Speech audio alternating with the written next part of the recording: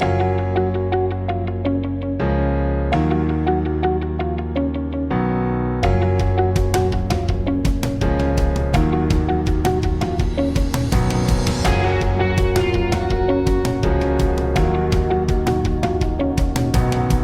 to Polyset Chemistry class. ఈరోజు class carbon and it's compounds class 2. Previous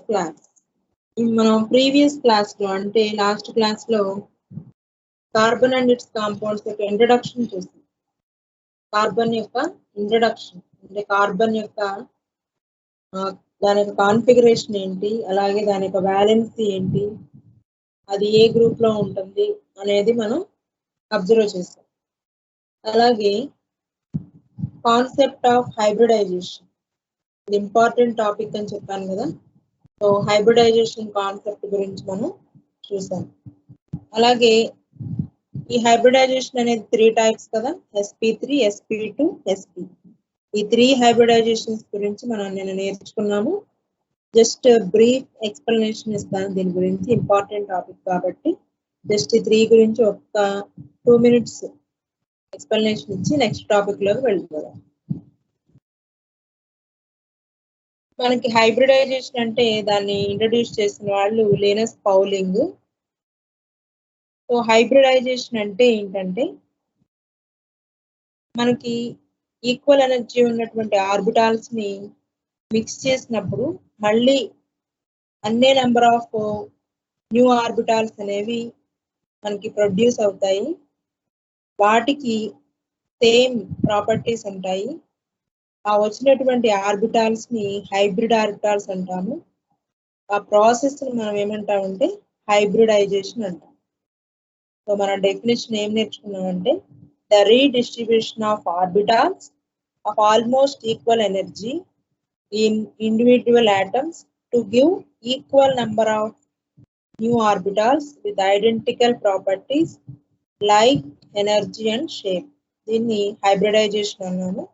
ఆ వచ్చినటువంటి orbitals ని హైబ్రిడ్ ఆర్బిటాల్స్ అంటాం.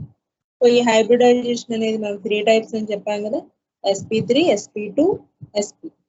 sp3 అంటే సింపుల్ గా 1 s orbital 3 p orbital mix-up అయ్యి మనకి 4 sp3 హైబ్రిడ్ ఆర్బిటాల్స్ ఫామ్ అవుతాయి. ఆ ప్రాసెస్ ని మనం sp3 హైబ్రిడైజేషన్ అంటాం. సో అందులో దానికి షేప్ వచ్చేసరికి టెట్రాహెడ్రల్ ఉంటుంది. బాండ్ యాంగిల్ వచ్చేసరికి 109 degrees 28 minutes. ఇవి ఇంపార్టెంట్ పాయింట్స్.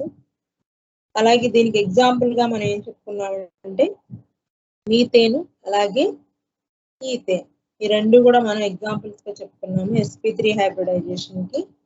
అలాగే నెక్స్ట్ వన్ వచ్చేసరికి sp2 హైబ్రిడైజేషన్. sp2 హైబ్రిడైజేషన్ వచ్చేసరికి మనకి ఇందులో 1 s ఆర్బిటాల్ అలాగే 2 p ఆర్బిటాల్స్ ఇంటర్మిక్స్ అయ్యి మనకి 3 ఐడెంటికల్ ఆర్బిటాల్స్ ఫామ్ అవుతాయి. దాన్నే మనం sp2 హైబ్రిడైజేషన్ అన్నాము. దీనికి షేప్ వచ్చేసరికి trigonal planar, bond angle 120 degrees. అలాగే ఎగ్జాంపుల్ వచ్చేసరికి ఇథిలీన్ చెప్పుకున్నాం, ఫార్ములా C2H4. అలాగే ఇందులో నంబర్ ఆఫ్ సిగ్మా బాండ్స్ 5 ఉంటాయి, number of pi bonds 1. Next one sp hybridization. sp hybridization అంటే 1 s ఆర్బిటాల్ అలాగే 1 p ఆర్బిటాల్ మిక్సప్ అయ్యి 2 ఐడెంటికల్ ఆర్బిటాల్స్ ఫామ్ అవుతాయి. వాటిని మనం sp హైబ్రిడ్ ఆర్బిటాల్స్ అంటాము. ఆ ప్రాసెస్ ని sp హైబ్రిడైజేషన్. దాని షేప్ వచ్చేసరికి లీనియర్, బాండ్ యాంగిల్ 180 degrees ఉంటుంది. ఎగ్జాంపుల్ గా మనం ఎసిటిలీన్ చెప్పుకున్నాం. సో అందులో number of sigma bonds 1, number of sigma bonds 3, number of pi bonds 2 ఉంటాయి. ఇలా మనం ఈ 3 హైబ్రిడైజేషన్స్ గురించి మనం ప్రీవియస్ క్లాస్ డిస్కస్ చేసాము. సో ఈరోజు next topic allotropes of carbon. Carbon యొక్క ఎల్లోట్రోప్స్ గురించి ఈరోజు మనం నేర్చుకుంటాం క్లాస్ లో. సో కార్బన్ యొక్క ఎల్లోట్రోప్స్ వచ్చేసరికి అమార్ఫస్ ఫార్మ్స్ ఒకటి, క్రిస్టలైన్ ఫార్మ్స్ ఒకటి. ఈ క్రిస్టలైన్ ఫార్మ్స్ లో మళ్ళీ డైమండ్, గ్రాఫైట్, బక్మిన్స్టర్ ఫులరిన్, అలాగే నానో ట్యూబ్స్ గురించి, గ్రాఫీన్ గురించి మనం ఈ రోజు క్లాస్లో డిస్కస్ చేస్తాం.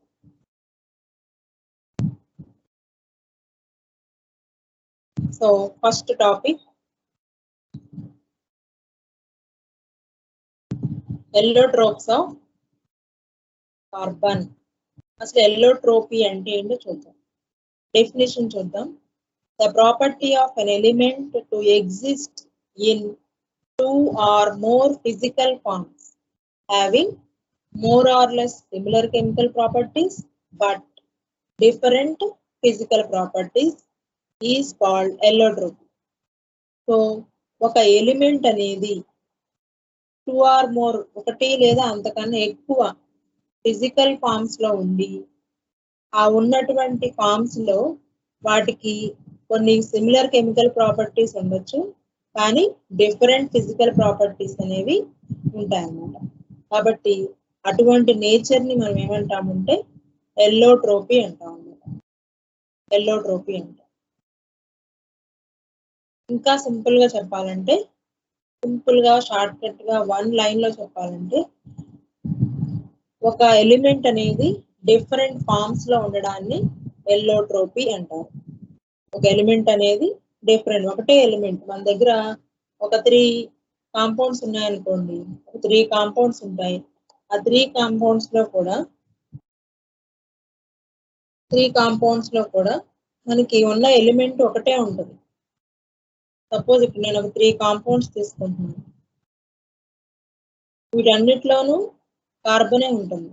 వీటన్నిటిలోనూ కార్బనే ఉంది. సో వీటన్నిటికీ కూడా అన్నిట్లోనూ ఉన్నది ఒకటే ఎలిమెంట్, కానీ డిఫరెంట్ ఫామ్స్ లో ఉంటాయి. అంటే డిఫరెంట్ ఫిజికల్ ప్రాపర్టీస్ ఉండొచ్చు, డిఫరెంట్ కెమికల్ ప్రాపర్టీస్ అనేవి కూడా ఉండొచ్చు. కాబట్టి ఆ టైప్ ఆఫ్ నేచర్ ని ఏమంటామంటే ఎల్లోట్రోపీ అంటారు. సో అయితే ఈ నేచర్ అనేది కార్బన్ కి ఉంది. కాబట్టి కార్బన్ యొక్క ఎల్లోట్రోప్స్ ఎన్ని అంటే 2 ఫామ్స్ లో ఉన్నాయి. కార్బన్ యొక్క ఎల్లోట్రోపీస్ 2, amorphous and crystalline. Amorphous and crystalline forms.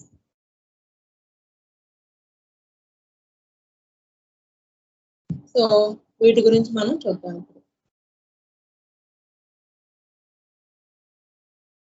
ఇక్కడ చూడండి, కార్బన్ కి 2 టైప్స్ ఆఫ్ ఎల్లోట్రోప్స్ ఉన్నాయి. అవి ఏంటంటే క్రిస్టలైన్, అలాగే amorphous, 2 ఉన్నాయి. క్రిస్టలైన్ అంటే ఇందాక చెప్పాను కదా నేను, క్రిస్టలైన్ అంటే క్రిస్టల్స్ లాగా ఉంటాయి, స్ఫటికాలు. అంటే మన ఇంట్లో షుగర్ ఉంది, షుగర్ ఎలా ఉంటుంది, క్రిస్టల్ ఫామ్ లో ఉంటుంది. అలాగే అమార్ఫస్ అంటే పౌడర్, మన ఇంట్లో మనం ఫేస్ పౌడర్ ఉంటుంది కదా, చాలా స్మూత్ గా ఉంటుంది, అలా ఉంటుంది అమార్ఫస్ అంటే. సో కార్బన్ కి 2 టైప్స్ ఆఫ్ ఎల్లోట్రోపీస్ ఉన్నాయి. అవి క్రిస్టలైన్ స్టేట్ లో ఉంటాయి ఒకటి, రెండోది అమార్ఫస్ స్టేట్ లో ఉంటాయి. సో ఈ క్రిస్టలైన్ స్టేట్ లో ఉన్న వాటికి ఎగ్జాంపుల్స్ డైమండ్, అలాగే గ్రాఫైట్, ఇవి 2 ఉన్నాయి మనకి. నెక్స్ట్ అమార్ఫస్ తీసుకుంటే కోల్, అలాగే రెండోది చార్కోల్, మూడోది ల్యాంప్ బ్లాక్. కోల్, చార్కోల్, అలాగే ల్యాంప్ బ్లాక్. కోల్ అంటే మనకు డైరెక్ట్ గా బొగ్గు, మనకు డైరెక్ట్ గా నేచర్ నుంచి దొరుకుతుంది కదా, దాన్ని కోల్ అంటాం. అందులో మళ్ళీ కోక్, గ్యాస్, కార్బన్ అనేది ఉంటుంది. చార్కోల్ అంటే మనం దాన్ని మండిస్తాం. ఒక ఆబ్జెక్ట్ ని మనం మండించినప్పుడు మనకు ఒక పౌడర్ లాగా వస్తుంది, మసి అంటాం చూస్తారా, అది ప్లాంట్ చార్కోల్ అవ్వచ్చు, లేకపోతే యానిమల్ చార్కోల్ అవ్వచ్చు. మనం మండించినప్పుడు ఆక్సిజన్ ప్రెసెన్స్ లో ఏదైనా ఒక సబ్స్టెన్స్ ని మండించినప్పుడు వచ్చినటువంటి ఆ పౌడర్ ని మనం ఏంటంటే చార్కోల్ అంటాం. ఆ చార్కోల్ లో మళ్ళీ ప్లాంట్ చార్కోల్ ఉంటుంది, యానిమల్ చార్కోల్ ఉంటుంది. అలాగే ప్లాంట్ చార్కోల్ వచ్చేసరికి అందులో మళ్ళీ వుడ్ చార్కోల్ ఉండొచ్చు, అలాగే షుగర్ చార్కోల్ ఉండొచ్చు. నెక్స్ట్ యానిమల్ చార్కోల్ వచ్చేసరికి బోన్ చార్కోల్ ఉండొచ్చు, అలాగే బ్లడ్ చార్కోల్ ఉండొచ్చు. ఇలాగ మనకి క్లాసిఫికేషన్ అనేది ఉందన్నమాట. Okay, next one. ఫస్ట్ మనం కార్బన్ కి మెయిన్ గా టూ ఫార్మ్స్ ఆఫ్ ఎల్లోట్రోపీ ఉందని చెప్పాను కదా, crystalline form, amorphous form. So first one మన ఎమార్ఫస్ ఫామ్ చూద్దాం. Different amorphous allotropes of carbon are coal, coke, wood, charcoal, animal charcoal, lamp black, gas carbon, petroleum coke, sugar charcoal. ఇవన్నీ కూడా amorphous form లో ఉండేటువంటి compounds అన్నమాట. ఇక్కడ మనకు కనిపిస్తున్నాయి, ఇవన్నీ కూడా మనకి ఎలా ఉంటాయంటే ఎమార్ఫస్ ఫామ్ లో ఉంటాయి. మనం వాటిని మండించినప్పుడు మనకి చాలా స్మూత్ గా పౌడర్ లాగా వస్తాయి అన్నమాట. ఇక్కడ చూడండి డయాగ్రామ్స్ కనిపిస్తున్నాయి. కోళ్ళు అలాగే వుడ్ని మండించామని కూడా మనకి మసి వస్తుంది కదా, అది ఎమార్ఫస్. అలాగే యానిమల్ నుంచి వచ్చేది, అలాగే చార్కోల్, అలాగే ల్యాంప్ బ్లాక్, ఇవన్నీ కూడా మనకి ఎమార్ఫస్ స్టేట్ లో ఉంటాయి అన్నమాట.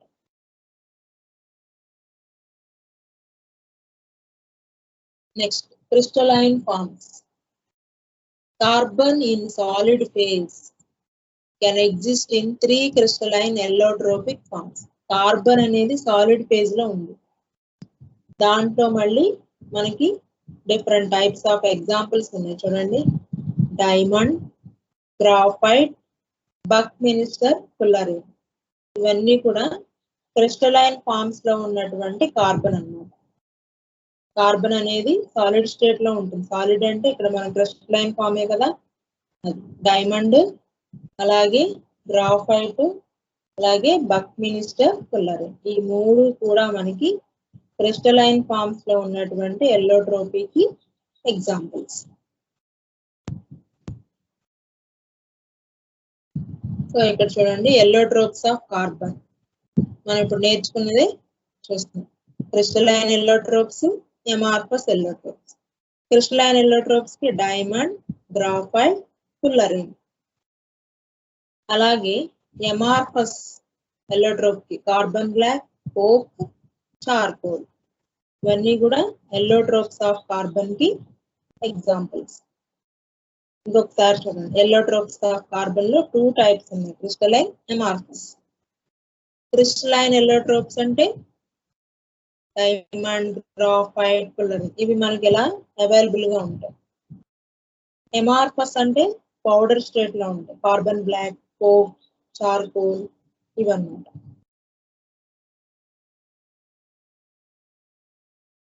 First one diamond. డైమండ్ గురించి చూద్దాం. డైమండ్ గురించి మనకి ఎల్లోట్రోపీలో ఇప్పుడు చెప్పాం కదా, ఎమార్ఫస్ ఫార్మ్స్, క్రిస్టలైన్ ఫార్మ్స్ గురించి డివైడ్ చేసాము. క్రిస్టలైన్ ఫార్మ్స్ లో ఫస్ట్ వన్ డైమండ్ గురించి నేర్చుకోండి. డైమండ్ లో ఇప్పుడు మనం చెప్పుకున్నవన్నీ కూడా కార్బన్ యొక్క ఎల్లోట్రోప్స్, అంటే కార్బన్ ఉంటుంది వీటన్నిటిలో కూడా. కాబట్టి ఇక్కడ ఫస్ట్ వన్ మనం చెప్పుకునేది డైమండ్. ఈ డైమండ్ లో ఏముంటది, కార్బన్ ఉంటుంది. మరి కార్బన్ అనేది ఏ హైబ్రిడైజేషన్ కి పార్టిసిపేట్ చేస్తుందంటే sp3 హైబ్రిడైజేషన్. డైమండ్ లో ఉండేటువంటి కార్బన్ అనేది అది sp3 హైబ్రిడైజేషన్ లో పార్టిసిపేట్ చేస్తుంది. మరి sp3 హైబ్రిడైజేషన్ అంటే దాని స్ట్రక్చర్ ఎలా ఉంటుంది, టెట్రాహెడ్రల్. మనకు నేర్చుకున్నాం కదా sp3 హైబ్రిడైజేషన్ గురించి. సో sp3 హైబ్రిడైజేషన్ జరిగితే ఆ స్ట్రక్చర్ ఎలా ఉంటుందంటే ఆ ఆటమ్ యొక్క లేదా డైమండ్ యొక్క స్ట్రక్చర్ ఏంటంటే టెట్రాహెడ్రల్. నెక్స్ట్ వన్, మనకి డైమండ్ అనేది చాలా హార్డెస్ట్ మెటీరియల్, మనకు బాగా తెలుసు. డైమండ్ అనేది, వజ్రం అనేది చాలా స్ట్రాంగెస్ట్ మెటీరియల్, హార్డెస్ట్ మెటీరియల్ అన్నమాట. ఎందుకని అంటే అక్కడ డైమండ్ లో ఉండేటువంటి కార్బన్ బాండ్స్ అనేవి వెరీ స్ట్రాంగ్. కార్బన్ అంటే డైమండ్ లో ఉండేటువంటి కార్బన్ కి ఉండేటువంటి బాండ్ అనేది చాలా స్ట్రాంగ్ గా ఉంటుంది. అందుకని అవి ఆ డైమండ్ అనేది చాలా హార్డ్ గా ఉంటుంది అన్నమాట. Next one, structure of diamond. Diamond యొక్క స్ట్రక్చర్ చూడండి, ఇలాగ మనకి ఉంటుంది. డైమండ్ యొక్క స్ట్రక్చర్, లాటిస్ స్ట్రక్చర్ అనేది ఇలా మనం చూస్తాం. ఇక్కడ బాక్స్ లో కనిపిస్తుంది కదా, డైమండ్ యొక్క స్ట్రక్చర్ అనేది ఇలా ఉంటుంది.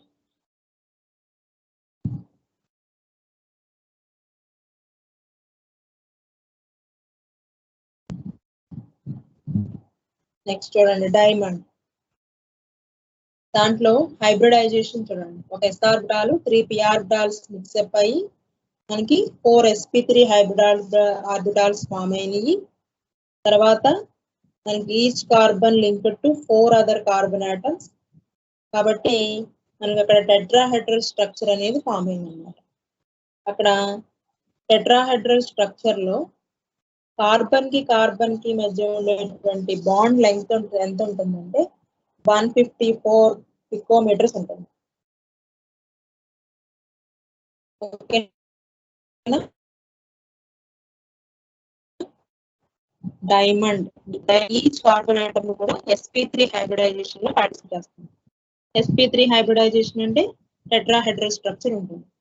సో టెట్రాహెడ్రల్ స్ట్రక్చర్ అనేది ఉంటుంది. అలాగే ఆ టెట్రాహెడ్రల్ స్ట్రక్చర్ లో ప్రతి కార్బన్ కి మధ్య ఉండేటువంటి డిస్టెన్స్ బాండ్ లెంగ్త్ ఎంత ఉంటుందంటే 154 పికోమీటర్స్ ఉంటుంది.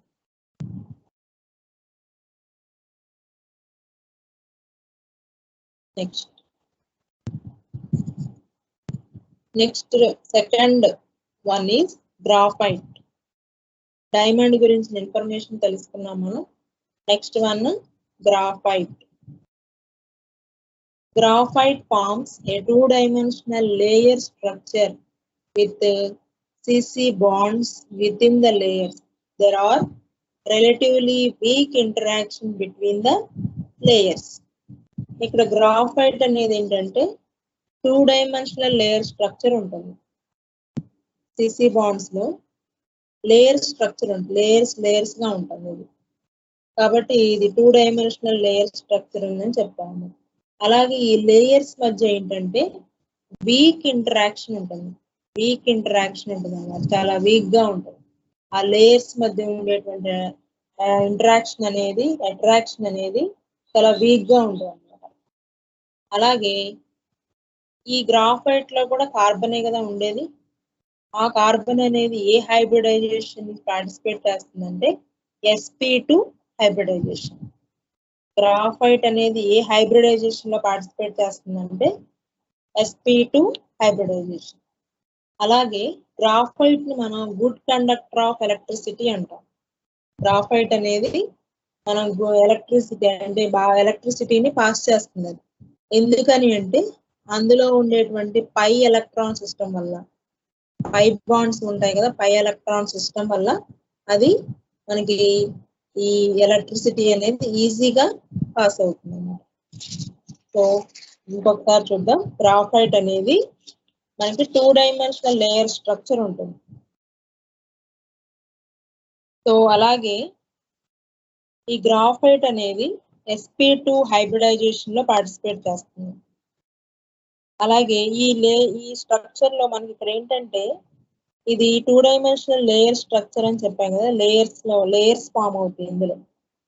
ఈ లేయర్స్ మధ్య ఉండేటువంటి ఇంటరాక్షన్ అనేది చాలా వీక్ గా ఉంటుంది, వీక్ బాండ్స్ అన్నమాట. సో ఇది sp2 హైబ్రిడైజేషన్ వల్ల ఇది ట్రైగోనల్ ప్లానార్ స్ట్రక్చర్ అనేది ఉంటుంది. దీనికి sp2 హైబ్రిడైజేషన్ కాబట్టి దీనికి ట్రైగోనల్ ప్లానార్ స్ట్రక్చర్ అనేది ఉంటుంది. అలాగే ఇది ఏంటంటే నెక్స్ట్ వన్, ఈ గ్రాఫైట్ అనేది మనకి లూబ్రికెంట్ గాను, అలాగే పెన్సిల్స్ లో లెడ్ మనకి లెడ్ పెన్సిల్స్ ఉంటాయి కదా, ఆ లెడ్ అనేది ఏంటంటే అక్కడ గ్రాఫైట్ అన్నమాట. గ్రాఫైట్ అనేది మనం యూజ్ చేస్తాం. సో ఇది మనకి ఈ గ్రాఫైట్ అనేది దీన్ని మనం యూజ్ చేసుకుంటూ ఉంటాం అన్నమాట. ఓకే, నెక్స్ట్ వన్ ఒక ఇంట్రెస్టింగ్ టాపిక్ చూడండి. How do you understand the marking of pencil on paper? మనం ఇప్పుడు చెప్పుకున్నాం కదా, లెడ్ గా యూజ్ చేస్తున్నాము మనం పెన్సిల్లో, లెడ్ పెన్సిల్ అంటున్నాం కదా, అది మనం పేపర్ మీద రాస్తా ఉంటాం. పేపర్ మీద రాస్తున్నప్పుడు అది మనకు కనిపిస్తుంది కదా, పేపర్ మీద రాస్తున్నప్పుడు మనకు కనబడుతుంది అది, ఆ రైటింగ్ అనేది మనకు కనిపిస్తుంది. ఎందుకని అంటే చూడండి, the inter layer attractions break down and leave graphite layers on paper. మనం ఇందాక స్టార్టింగ్ లోనే చెప్పుకున్నాం, week interaction between the layers అని చెప్పుకున్నాం. గ్రాఫైట్ లో లేయర్స్ మధ్య వీక్ ఇంటరాక్షన్ ఉంటుంది. అందువల్ల మనం రాసినప్పుడు ఏమవుతుందంటే, రాస్తున్నాము అంటే ఆ గ్రాఫైట్ అనేది ఆ పేపర్ మీద పడుతుంది అన్నమాట. ఎందుకని, ఈ ఇంటరాక్షన్ అనేది వీక్ గా ఉండటం వల్ల ఆ బాండ్స్ అనేవి బ్రేక్ అయిపోయి మనకి ఆ పేపర్ మీద మనకి ఆ గ్రాఫైట్ అనేది కనపడుతుంది. అలాగే మనం దాన్ని రాసిన తర్వాత చెరిపేస్తాం, రబ్ చేసేస్తాం, ఎరేజ్ చేసేస్తాం. ఎందుకని ఎరేజ్ చేస్తున్నామనంటే అక్కడ కూడా కారణం ఏంటంటే week interaction between the layers in graphite. Okay, చూడండి, గ్రాఫైట్ లో లేయర్స్ అని ఇందాకటి వరకు చెప్పుకుంటా వచ్చాం కదా, ఆ లేయర్స్ ఎలా ఉంటాయో చూడండి. Blue colour, green colour, red colour, ఇలా మనకి అరేంజ్మెంట్ అనేది గ్రాఫైట్ లో ఇలా ఉంటుంది. సో వాటి మధ్య ఉండేటువంటి వీక్ ఇంటరాక్షన్స్ వల్లే మనకి మనం పేపర్ మీద రాయగలుగుతున్నాము. అలాగే దీన్ని లూబ్రికెంట్ గా కూడా యూజ్ చేస్తున్నాం అన్నమాట. ఇక్కడ చూడండి, graphite, it has layered structure and these layers are held by van der Waals forces. Graphite లో మనకి ఇందాక చెప్పాం కదా, week van der Waals forces ఉండటం వల్ల మనకి ఈజీగా బ్రేక్ అయిపోతాయి. అలాగే ఇందులో ఉండేటువంటి కార్బన్ అనేది sp2 హైబ్రిడైజేషన్ కి పార్టిసిపేట్ చేస్తుంది. అలాగే ఈ గ్రాఫైట్ లో ఉండేటువంటి కార్బన్ కి ఉండేటువంటి బాండ్ లెంగ్త్ ఎంత అంటే 141.5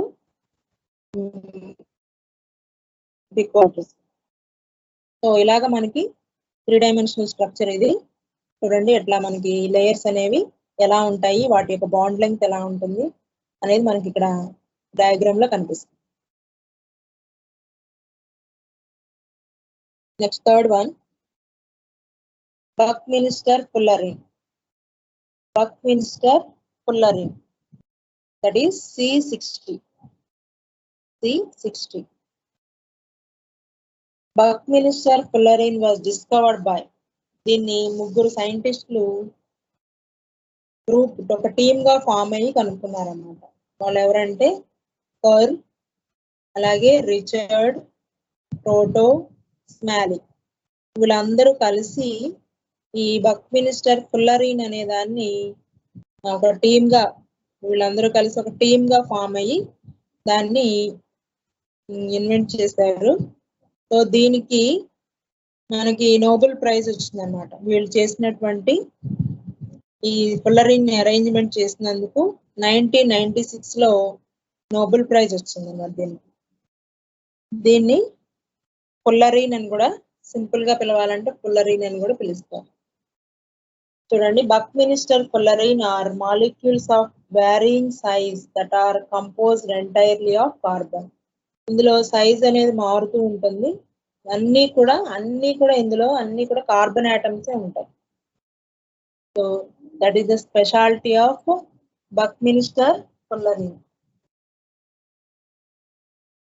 The arrangement of these molecules leads to the form of hollow sphere, ellipsoid or tube depending upon their orientation. So మనకి ఎలా అనిపిస్తుందంటే hollow sphere, ellipsoid or tube, ఇలాంటి ఓరియంటేషన్స్ అనే ఓరియంటేషన్స్ బట్టి ఇది ఇలాగా మారుతూ ఉంటుంది అన్నమాట. అలాగే ఈ బక్మిన్స్టర్ ఫుల్లరీన్ లో ఎన్ని కార్బన్ ఆటమ్స్ ఉంటాయంటే 60 కార్బన్ ఆటమ్స్ ఉంటాయి, 60 ఉంటాయి. సో దాని షేప్ వచ్చేసరికి సాకర్ బాల్ లాగా ఉంటాయి. సాకర్ బాల్ మనకు తెలుసు కదా, సాకర్ బాల్. సో అది ఎలా ఉంటుందో యాజ్ ఇట్ ఈజ్ గా ఈ బక్మిన్స్టర్ ఫుల్లరీన్ అరేంజ్మెంట్ కూడా అలాగే ఉంటుంది. అందులో కార్బన్ ఆటమ్స్ ఎన్ని ఉంటాయంటే 60 కార్బన్ ఆటమ్స్ అనేవి ఉంటాయన్నమాట.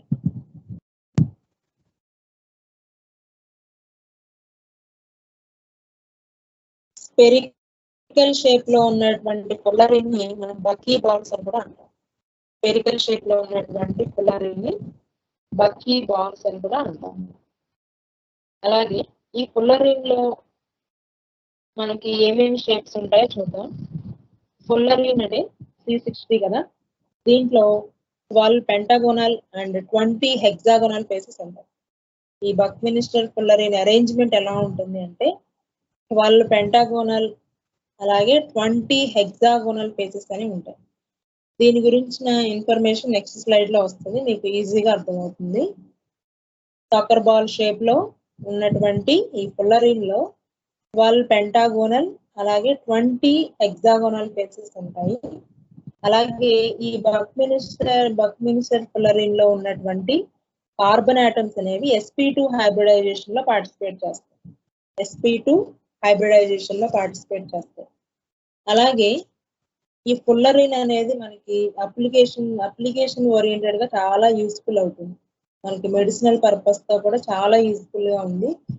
దేనికి అని అంటే స్పెసిఫిక్ గా antibiotic to target resistant bacteria. మనకి బ్యాక్టీరియాని యాంటీబయాటిక్ ని ఈ టార్గెట్ చేయడానికి, బ్యాక్టీరియాని టార్గెట్ చేయడానికి ఈ ఫుల్లరీన్ అనేది చాలా యూస్ఫుల్ అవుతుంది. అలాగే ఇంకా వీటిలో అంటే క్యాన్సర్ సెల్స్ ని వాటిని గుర్తించడానికి కూడా ఈ ఫుల్లరీన్ అనేది ఈ మెటీరియల్ అనేది చాలా యూస్ఫుల్ అవుతుంది. జనరల్ గా మెడిసినల్ యూస్ కి ఇది చాలా బాగా యూస్ఫుల్ అవుతుంది. బ్యాక్టీరియాని ఐడెంటిఫై చేయడానికి అలాగే క్యాన్సర్ సెల్స్ ని ఐడెంటిఫై చేయడానికి కూడా ఈ ఫుల్లరీన్ అనేది చాలా పొటెన్షియల్ మెటీరియల్ అన్నమాట. చాలా పొటెన్షియల్ ఉన్నటువంటి మెటీరియల్ అన్నమాట. సో ఇక్కడ చూడండి, బక్మినిస్టర్ ఫుల్లరీన్ అనేది అరేంజ్మెంట్ అనేది ఇలా ఉంటుంది. ఇక్కడ మనం చూసారా, బాల్ షేప్ లో ఉంది. సాకర్ బాల్ ఎలా ఉంటుందో యాజ్ ఇట్ ఈజ్ షేప్ లో ఉంటుంది. సో ఇలాంటి అరేంజ్మెంట్ అనేది ఇక్కడ మన సాకర్ బాల్ చూసారా, ఇక్కడ రైట్ సైడ్ మనకి నేను రౌండ్ చేస్తున్నాను చూసారా, దీన్ని సాకర్ బాల్ అంటారు. ఇది ఎలా ఉంటుందో యాజ్ ఇట్ ఈజ్ గా మనకి ఈ ఫుల్లరీన్ అనేది అరేంజ్మెంట్ అనేది అలా ఉంటుంది. ఇక్కడ చూడండి, బక్మినిస్టర్ ఫుల్లరీన్ అనేది ఎలా అరేంజ్మెంట్ అవుతుంది. అలాగే ఇందులో 60 కార్బన్ ఆటమ్స్ ఉంటాయి.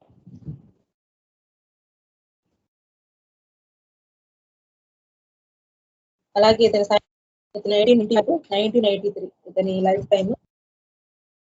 సో అరేంజ్మెంట్ చూడండి ఎలా ఉందో, 6 membered rings, 5 membered rings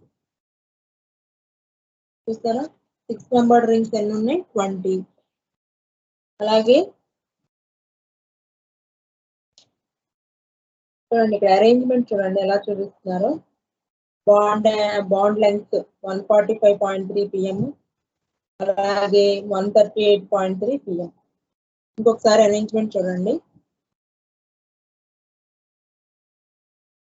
ఫుల్లరీన్ arrangement, ఇందులో 60 కార్బన్ ఆటమ్స్ ఉంటాయి.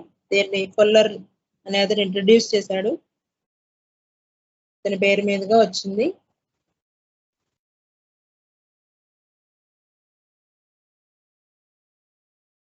ఇది సాకర్ బాల్ లాగా ఉంటుంది. అందులో 6 మెంబర్డ్ రింగ్స్ ఉంటాయి, అలాగే 5 మెంబర్డ్ రింగ్స్ ఉంటాయి. 6 మెంబర్డ్ రింగ్స్ 20, అలాగే 5 మెంబర్డ్ రింగ్స్ 12. ఇందాక చెప్పాం కదా హెక్సాగోనల్, పెంటాగోనల్ అని చెప్పి ఆ టైప్ అన్నమాట. అలాగే లెంగ్త్, బాండ్ లెంగ్త్ చూడండి, బాండ్ లెంగ్త్ వచ్చేసరికి 145.3, అలాగే హెక్సాగోనల్ లో 153.5. ఇలా అరేంజ్మెంట్ ఉంటుంది. ఇదంతా కూడా మనకి ఫుల్లరీన్ గురించిన ఇన్ఫర్మేషన్. అలాగే nano tubes, next one nano tubes. Nano tubes are another allotropic form of carbon. Carbon యొక్క అనదర్ ఫామ్ ఏంటంటే నానో ట్యూబ్. ఇది కూడా అల్లోట్రోపిక్ ఫామ్. ఇది కూడా దీన్ని ఇంట్రడ్యూస్ చేసిన వాళ్ళు ఎవరంటే టుమియో లిజిమా అనే అతను ఈ నానో ట్యూబ్ ని ఇంట్రడ్యూస్ చేశారు. సో నానో ట్యూబ్ లో ఏముంటాయి అంటే ఇది ఎలా అరేంజ్మెంట్ అయి ఉంటుందంటే hexagonal arrays of covalently bonded carbon atom. ఇక్కడ హెక్సాగోనల్ అరేస్, హెక్సాగోనల్ షేప్ లో ఉన్నటువంటి ఒక కోవలెంట్ కార్బన్ కి మధ్య కోవలెంట్ బాండ్ అయినటువంటి ఒక షేప్ అనేది మనకు ఉంటుంది. హెక్సాగోనల్ షేప్ అనేది మనకు ఉంటుంది. అలాగే in nano tubes the sheets are rolled into cylinders. ఈ నానో ట్యూబ్స్ యొక్క స్పెషల్ క్యారెక్టర్ ఏంటంటే వీటిని మనం ఏం చేయొచ్చు అంటే రోల్ చేయొచ్చు, సిలిండర్స్ టైప్ లో మనం రోల్ చేయొచ్చు అన్నమాట. అటువంటి నేచర్ ఉంటుంది నానో ట్యూబ్స్. మనం ఇందాక కొల్లరీన్ అనేది మనకి సాకర్ బాల్ షేప్ లో ఎలా అయితే ఉందో, ఈ నానో ట్యూబ్స్ ఉన్నటువంటి నేచర్ ఏంటంటే వీటిని సిలిండర్స్ లాగా మనం రోల్ చేయొచ్చు. అందుకని వీటిని నానో ట్యూబ్స్ అని పేరు వచ్చింది అన్నమాట. ఇలా సిలిండర్స్ కింద మనం రోల్ చేయొచ్చు కాబట్టి వీటికి నానో ట్యూబ్స్ అనేటువంటి నేమ్ వచ్చింది అనమాట. అయితే దీనికి ఉన్నటువంటి ఇంకొక స్పెషల్ క్యారెక్టర్ ఏంటంటే దీన్ని కాపర్ ప్లేస్ లో మనం ఏదైనా కాంపోనెంట్స్ ని కనెక్ట్ చేయాలి అంటే కాపర్ వైర్స్ యూజ్ చేస్తాం జనరల్ గా. ఆ copper instead of copper place లో మనం ఈ నానో ట్యూబ్స్ ని యూజ్ చేయొచ్చు అనమాట. నెక్స్ట్ వన్ చూడండి, నానో ట్యూబ్స్ అనేవి ఎలా ఉంటాయి అవి మనం చూస్తే ఇక్కడ మన పిక్చర్ లో చూడండి, లెఫ్ట్ సైడ్ ఉన్న పిక్చర్, రైట్ సైడ్ ఉన్నటువంటి పిక్చర్స్ ఇవన్నీ కూడా నానో ట్యూబ్స్ అనేవి ఎలా ఉంటాయి చూడండి. సిలిండర్ షేప్ లోనే మనకి కనిపిస్తున్నాయి.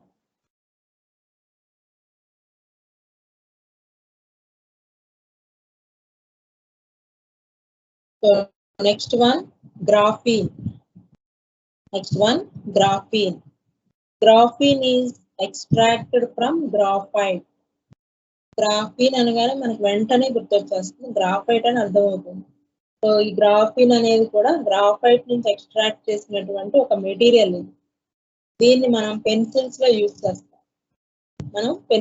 దీన్ని యూజ్ చేస్తాం. మన దగ్గర ఉన్నటువంటి పెన్సిల్ లో ఉండేటువంటి మెటీరియల్ ఏదైతే ఉందో అది గ్రాఫీన్ అన్నమాట. సో అలాగే like graphene is entirely composed of carbon atom. మనకి గ్రాఫైట్ ఎలాగో ఈ గ్రాఫీన్ కూడా అంతే, ఇందులో కూడా కార్బన్ ఆటమ్సే ఉంటాయి. అయితే దీని యొక్క థిక్నెస్ ఎంత ఉంటుంది అని అనుకుంటే మనకి 1 mm గ్రాఫైట్ తీసుకున్నాం అనుకోండి, అందులో 3 మిలియన్ లేయర్స్ ఆఫ్ గ్రాఫీన్ ఉంటుంది. అంటే చాలా థిన్ అనమాట. బాగా ఒక 1 mm థిక్నెస్ ఉన్నటువంటి గ్రాఫైట్ మనం తీసుకున్నాం అనుకోండి, అందులో 3 మిలియన్ లేయర్స్ ఆఫ్ గ్రాఫీన్ అనేది ఉంటుంది. అంటే ఇది గ్రాఫీన్ అనేది గ్రాఫైట్ నుంచే వస్తుంది కాబట్టి చాలా థిన్ లేయర్ అన్నమాట. నెక్స్ట్ వన్ ఇక్కడ చూడండి,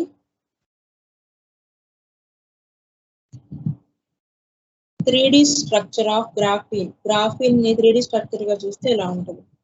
మనం గ్రాఫైట్ లో నుంచి ఈ గ్రాఫీన్ తీసుకుంటాము, దాన్ని మనం చూస్తే ఇలా ఉంటుంది అన్నమాట. 3D స్ట్రక్చర్ చాలా థిన్ లేయర్ అన్నమాట. నెక్స్ట్ రైట్ సైడ్ ఉన్నటువంటి ఇంకొక బొమ్మ చూడండి, గ్రాఫీన్ ఏరోజెల్ అంట. చూడండి దీని యొక్క స్పెషాలిటీ చూడండి, ఎంత లైట్ వెయిట్ అంటే ఇది మనం జస్ట్ ఒక ఫ్లవర్ మీద దాన్ని నిలబెట్టచ్చు.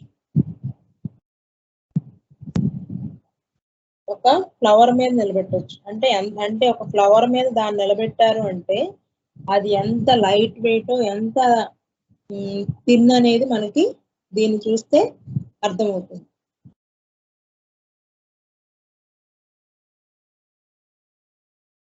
Graphene conducts electricity better than copper.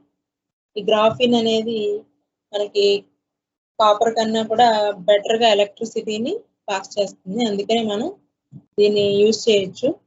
అలాగే ఇది స్టీల్ కన్నా కూడా 200 టైమ్స్ స్ట్రాంగర్ అన్నమాట. మనం చూడడానికి థిన్ గా కనిపిస్తుంది కానీ, లైట్ వెయిట్ గా అనిపిస్తుంది కానీ, ఇది స్టీల్ కన్నా కూడా 200 టైమ్స్ స్ట్రాంగర్ అన్నమాట. దాన్ని బ్రేక్ చేయాలంటే కష్టం అన్నమాట, అంత స్ట్రాంగర్ అన్నమాట. అలాగే మనం చూడడానికి ఎలా ఉంటుందంటే ట్రాన్స్పరెంట్, ఇంత పలుచగా ఉంటుంది కాబట్టి almost transparent to light. So దీనికి ఉన్నటువంటి 3 ప్రాపర్టీస్ ఏంటంటే ఇది కూడా ఎలక్ట్రిసిటీని గ్రాఫైట్ లాగా ఎలక్ట్రిసిటీని పాస్ చేస్తుంది, అలాగే స్టీల్ కన్నా 200 టైమ్స్ స్ట్రాంగర్. అలాగే లైటర్ కూడా.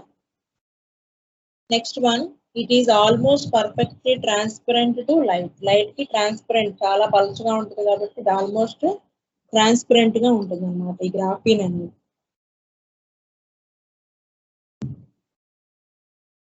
ఓకే, నెక్స్ట్ మనం ఈరోజు చెప్పినటువంటి టాపిక్స్ ఏంటంటే ఎల్లోట్రోప్స్ ఆఫ్ కార్బన్ గురించి నేర్చుకున్నాము. మనకి ఎల్లోట్రోప్స్ అనేవి, కార్బన్ యొక్క ఎల్లోట్రోప్స్ రెండు ఉంటాయి. అవేంటివి? ఎమార్ఫస్ అలాగే క్రిస్టలైన్ ఫార్మ్స్. ఎమార్ఫస్ ఫార్మ్స్ వచ్చేసరికి మనము coke, wood, charcoal, animal charcoal, lamp black ఇవన్నీ నేర్చుకున్నాం. క్రిస్టలైన్ ఫార్మ్స్ లో వచ్చేసరికి మనకి అంటే క్రిస్టల్ స్ట్రక్చర్ అంటే సాలిడ్ స్టేట్ లో ఉంటాయి. క్రిస్టల్స్ లాగా సాలిడ్ స్టేట్ లో ఉంటాయి.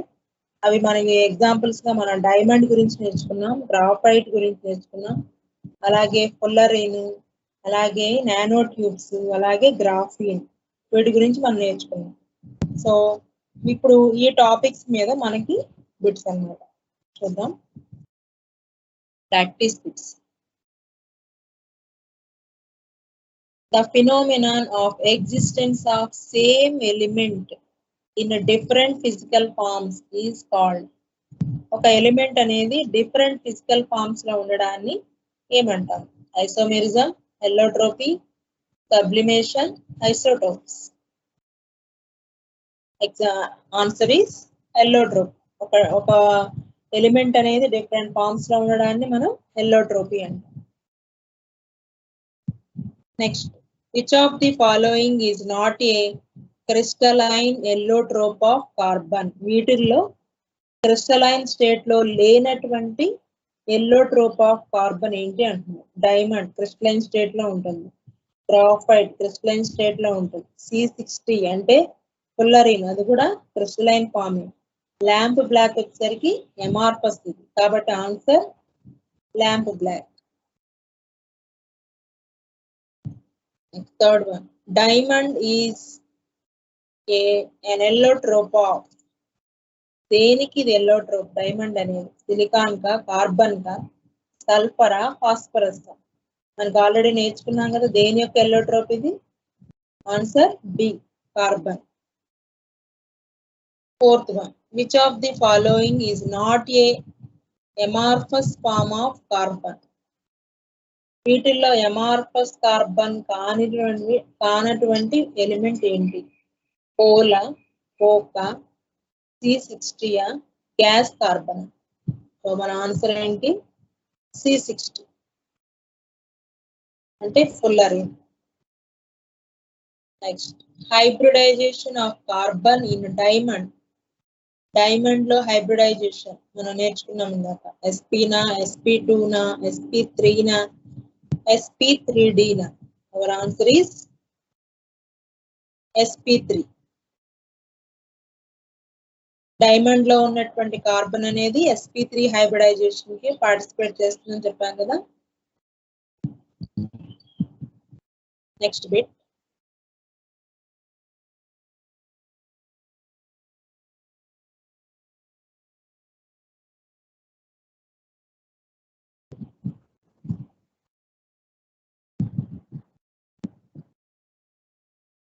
Diamond is hard.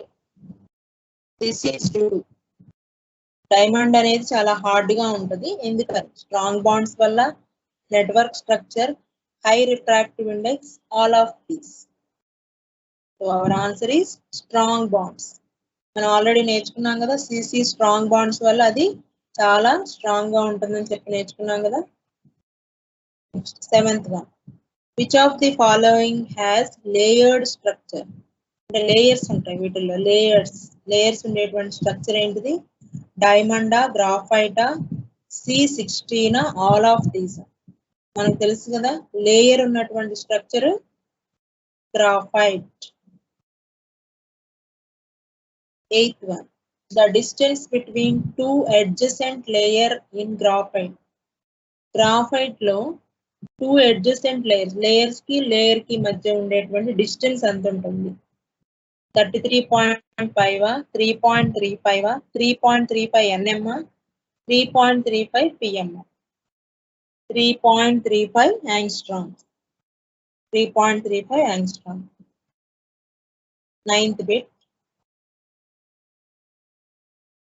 Which of the following is used as the lead in the pencils? Lead pencils లో యూజ్ చేసేటువంటిది ఏంటిది? Carbon black, diamond, graphite, all of these. మనకు తెలుసు కదా, graphite. Our answer is graphite. 10th bit. C60 contains follow rings, 20 rings, 32 rings, 60 rings. C60 అంటేనే 60 rings. Sorry, 32 rings. Next, 11th one. Which of the following has football structure? Which of the following has football structure? Football structure ఉండేది ఏంటిది? Diamond, nano tubes, buckminster fullerenes, all of these. So మన answer తెలుసు కదా, football structure ఉండేది buckminster fullerenes. Next bit.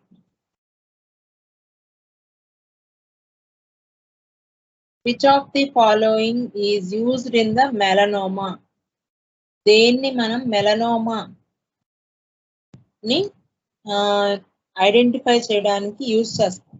Nano ట్యూబ్సా, డైమండా, buckminster ఫుల్లరిన్సా, all of these.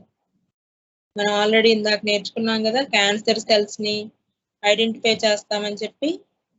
So our answer is buckminster fullerene. Next, nanotubes were discovered by. Nanotubes never discover చేశారు? Kroto and స్మాలినా, Sumio లిజిమానా, ఎఫ్ కర్లా, పౌలింగా. సో ఆల్రెడీ మనకి నేర్చుకున్నాం కదా, nanotubes are discovered by Sumio Iijima. 14th bit. Graphene contains copper, carbon, silicon, sulphur. So మనం ఈ చాప్టర్ అంతా నేర్చుకునేది ఒకటే ఎలిమెంట్ మీద కదా, ఆ ఎలిమెంట్ పేరు carbon. Next, which of the following is used on molecular wires? వీటిల్లో దేన్ని మాలిక్యులర్ వైర్స్ గా యూజ్ చేస్తారు? Fullerene, buckyballs, nano tubes, C60. Answer is nano tubes. మనకు తెలుసు కదా, చెప్పాను కదా, కాపర్ ప్లేస్ లో నానో ట్యూబ్ ని యూజ్ చేసి చాలా తిన్గా ఉంటాయి కాబట్టి నానో ట్యూబ్స్ ని ఇన్స్టెడ్ ఆఫ్ కాపర్ యూజ్ చేస్తున్నారని చెప్పాను కదా, అది answer. 16th bit. Which is a conductor in the following? వీటిల్లో కండక్టర్ ఏది? గ్రాఫైటా, డైమండా, చార్కోల్, కోల్. మనం ఆల్రెడీ నేర్చుకున్నాం కదా, graphite is a good conductor of electricity. So our answer is graphite. 17th one. The allotrope of carbon which has tetrahedral structure. Tetrahedral structure ఉన్నటువంటి allotrope ఏది ఇందులో? కోకా, carbon black, diamond, graphite. Tetrahedral structure రావాలి అంటే sp3 hybridisation ఉండాలి. sp3 hybridisation వీటి నాలుగిట్లో దేనికి ఉంటుంది? మనకు ఆల్రెడీ తెలుసు, దట్ ఈస్ డైమండ్. డైమండ్ అనేది sp3 హైబ్రిడైజేషన్ లో పార్టిసిపేట్ చేస్తుంది.